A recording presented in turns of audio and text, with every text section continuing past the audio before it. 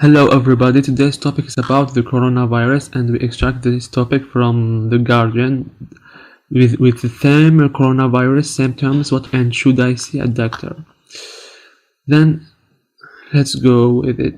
What is the COVID-19? It is caused by a member of the coronavirus family that has never been encountered before. Like other coronaviruses, it has come from animals.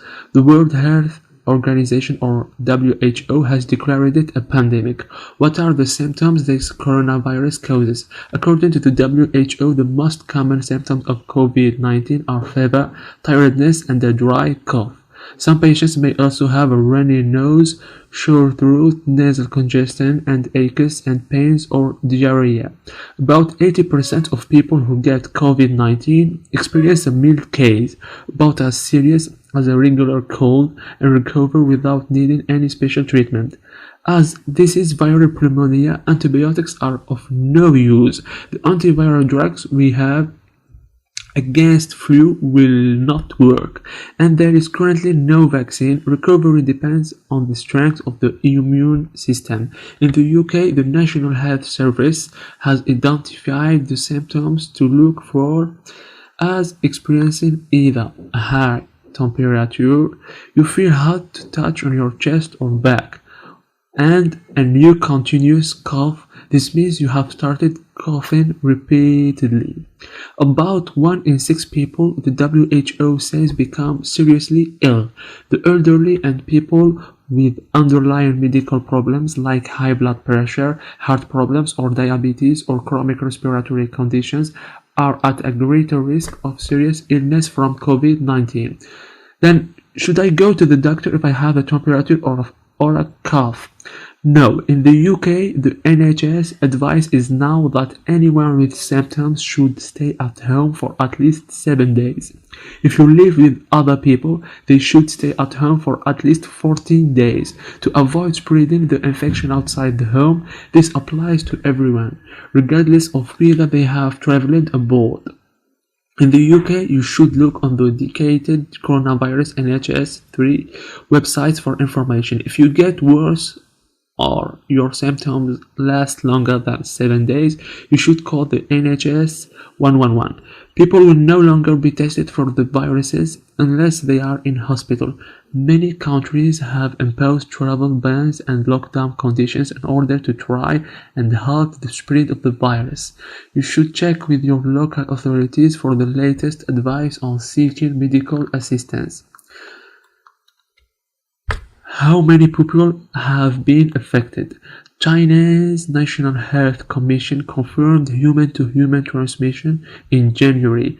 As of 20 March, more than 207,750 people have been infected in more than 150 countries, according to the Johns Hopkins University Center for System Science and Engineering.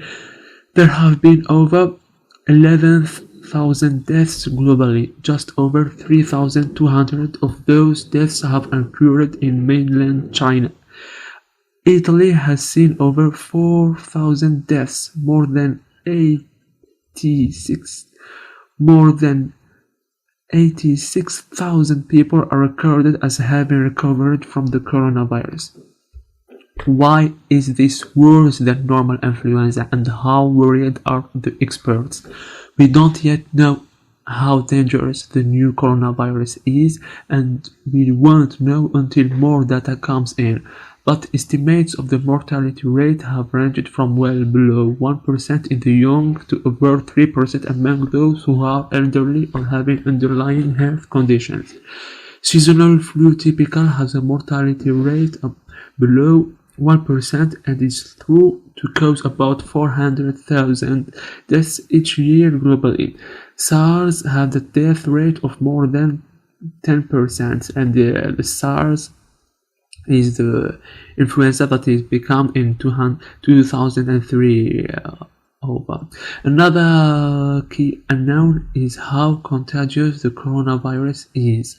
A crucial difference is that unlike flu, there is no vaccine for the new coronavirus, which means it is more difficult for for vulnerable members of the population, elderly people, or those with existing respiratory or immune problems to protect themselves. Hand washing and avoiding other people if you feel unwell are important. Have there been other coronaviruses? SIBA, acute respiratory syndrome, or SARS, that we talked before, and Middle Eastern Respiratory Syndrome, or MERS, are both caused by coronaviruses that came from animals. In 2002, SARS spread virtually unchecked to 37 countries, causing global panic, infecting more than 8,000 people in more than 750. MERS appears to be less easily passed from human to human, but has greater lethality, killing 35% of about 2,500 people who have been infected.